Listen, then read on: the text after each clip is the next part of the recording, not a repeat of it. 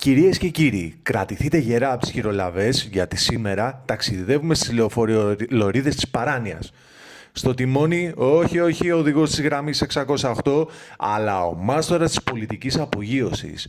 Ο άνθρωπος που είπε «Είμαι βουλευτής ρε φίλε», ο Κυρανάκης. Στο βίντεο αυτό παρακολουθούμε την ελληνική εκδοχή του Fast and Furious, όπου αντί για Vin Diesel έχουμε ένα πολιτικό με άδεια λόγου, αλλά χωρίς άδεια κυκλοφορίας. Κάπου εκεί, στο χάος της Κηφισίας, ξεπροβάλλει η λεωφορειολωρίδα, το ιερό έδαφος των αστικών συγκοινωνιών. Όμως ο Κυρανάκης, σαν άλλος Indiana Jones στον Flash, εισβάλλει μέσα αγνοώντας νόμους, αρχές, αλλά και τις φωνές των ταξιτζίδων που λένε «Μπροστά ρε!».